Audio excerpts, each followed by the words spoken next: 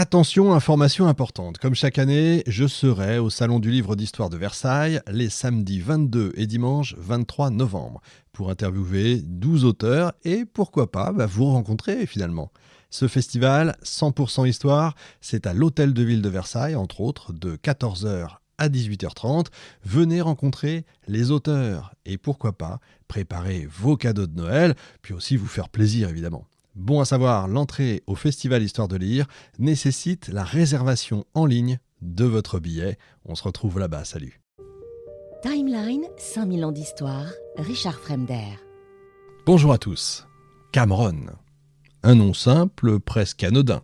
Vous savez que parfois je m'amuse dans les émissions, alors pas toutes de temps en temps, en vous disant pendant ce temps-là Veracruz, vous savez le film de Les Nuls, La Cité de la Peur, là on va y aller vraiment dans l'état de Veracruz, on va aller dans ce petit village, Cameron, perdu dans les terres chaudes mexicaines, un lieu qui, sans un affrontement très éphémère, aurait sombré dans l'oubli des cartes poussiéreuses qu'on a l'habitude de connaître. Pourtant, ce 30 avril 1863, dans l'enceinte décrépite d'une hacienda au mur de torchis que vous imaginez, 62 légionnaires français, commandés par un capitaine à la main de bois, vont écrire une page d'histoire.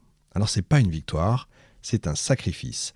C'est pas un triomphe éclatant comme on a l'habitude de connaître, on a connu un peu tout, mais on a aussi connu des triomphes éclatants, c'est vrai, mais c'est une résistance acharnée, voué à l'échec dès le départ et qui est devenu avec le temps un mythe.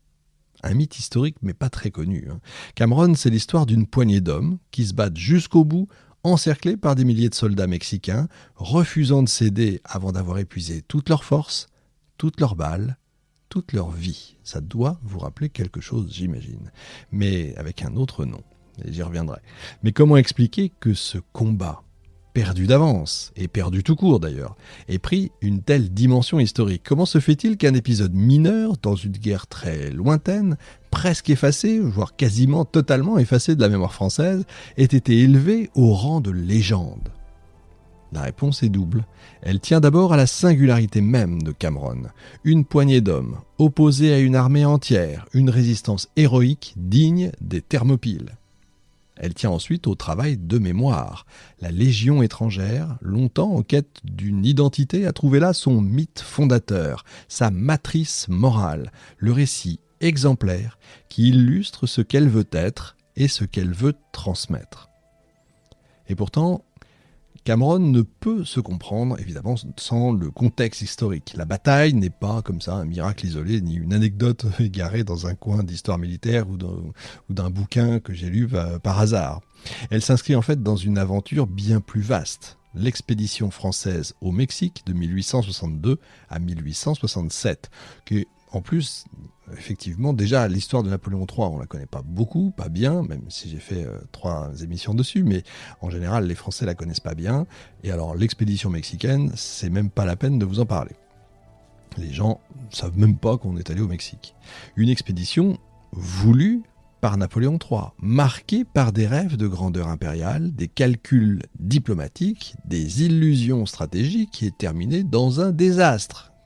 Parce que si Cameron est devenu une victoire symbolique, l'expédition mexicaine, elle, est restée une défaite politique et militaire dont le Second Empire ne s'est jamais vraiment relevé.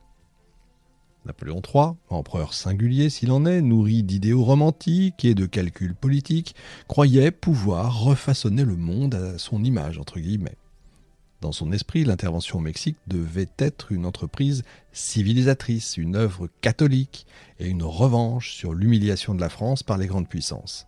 Il rêvait d'établir un empire latin en Amérique, capable de contrebalancer l'influence des États-Unis, plongés à ce moment-là dans la guerre de sécession, et qui était en train de monter.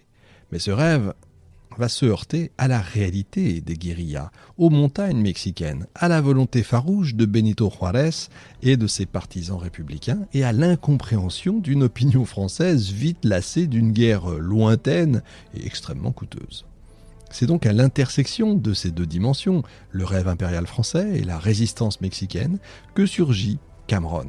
Et c'est dans ce contexte, celui d'un second empire en quête de prestige et d'un Mexique en lutte pour son indépendance, que s'élève le sacrifice des hommes de la 3e compagnie du régiment étranger. Cameron, c'est pas seulement en fait un fait militaire, c'est un miroir grossissant des ambitions de Napoléon III, des illusions du Second Empire et de la manière dont une défaite peut se transformer parfois en victoire symbolique. Dans 5000 ans d'histoire, la bataille de Cameron. Le Second Empire, proclamé, vous le savez, en décembre 1852, est un régime paradoxal. Fils d'un coup d'État, il se veut à la fois autoritaire et modernisateur, soucieux de grandeur nationale autant que de progrès social.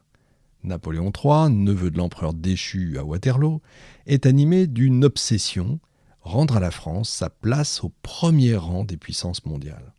Et pour ça, il mise sur deux leviers, la prospérité intérieure, nourrie par les grands travaux et l'essor économique, et le prestige extérieur, cimenté par des succès diplomatiques et militaires. Dès les années 1850, l'empereur accumule les victoires. La guerre de Crimée, de 54 à 56, menée aux côtés du Royaume-Uni et de l'Empire ottoman contre la Russie, déjà, donne à la France l'image d'un arbitre du concert européen. La campagne d'Italie, 1859, marquée par les victoires de Magenta et de Solferino, renforce encore son prestige, même si elle ouvre la voie à l'unité italienne au détriment du pape et des États pontificaux. Ces succès vont nourrir chez Napoléon III la conviction que la France doit maintenant jouer un rôle global, non seulement en Europe, mais dans le monde. Pour comprendre l'expédition du Mexique, il faut saisir la personnalité, complexe de Napoléon III. Contrairement à son oncle, l'empereur des batailles, Louis-Napoléon n'est pas un chef de guerre, loin s'en faut. C'est un homme d'idées, parfois visionnaire, parfois totalement chimérique. Son imaginaire politique est nourri de romantisme, d'utopie sociale et aussi de calculs diplomatiques. Jean-Claude Dion, dans son ouvrage, souligne combien Napoléon incarne la figure de l'empereur démocrate, persuadé, l'ouvrage c'est le Second Empire, persuadé que sa légitimité vient à la fois de son nom et de l'onction du suffrage universel. Vous savez que c'est le premier président de la République élu au suffrage universel direct, donc directement par le peuple. Et ce sera le seul jusqu'à Charles de Gaulle, donc vous imaginez. Sa pensée est marquée par une tension constante entre autorité et liberté. D'un côté, vous avez le coup d'État de décembre 1851 et la répression des opposants qui montre sa volonté de contrôler l'ordre politique. Et de l'autre, il va s'ouvrir progressivement dans les années 1860 aux libertés de la presse, à la vie parlementaire et au pluralisme politique. C'est-à-dire au début, il commence effectivement avec une main de fer et puis petit à petit un gant de velours. Cette oscillation nourrit son image d'homme insaisissable, vous voyez, à la fois héritier de Napoléon Ier et de prince libéral, chef autoritaire et réformateur social. Napoléon III, c'est aussi l'homme du progrès. Ses convictions saint-simoniennes vont le pousser à soutenir l'industrialisation, le chemin de fer, les grands travaux de Paris qui sont confiés à Haussmann. Il croit au rôle des infrastructures et du commerce dans l'unification des peuples. Et de là vient son obsession pour les canaux transocéaniques, un rêve qu'il projette tantôt au Nicaragua, tantôt au Panama. L'expédition du Mexique n'est pas étrangère justement à cette vision. L'empereur y voit un espace économique à développer, un débouché pour l'industrie française et une position stratégique dans la mondialisation qui est en train de naître. Ça, c'est visionnaire. Enfin, Napoléon III entretient une relation particulière avec l'opinion publique, vous savez que j'aime tant.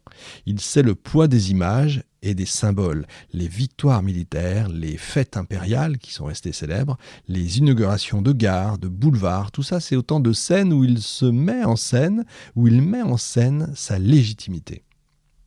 Mais cette dépendance justement à l'opinion le rend aussi très vulnérable. Chaque échec résonne plus fort encore, chaque revers fragilise le régime. C'est pourquoi l'aventure mexicaine, au-delà de ses objectifs géopolitiques, doit être comprise comme une quête de prestige personnel, une manière pour l'empereur de montrer à la France et à l'Europe qu'il est digne du nom qu'il porte. Et à ces motivations s'ajoute l'influence de sa femme, l'impératrice Eugénie, très attachée à la cause catholique. Elle voit dans l'expédition une réponse aux menaces que les lois de Benito Juárez font peser sur l'Église mexicaine. Timeline, 5000 ans d'histoire, Richard Fremder.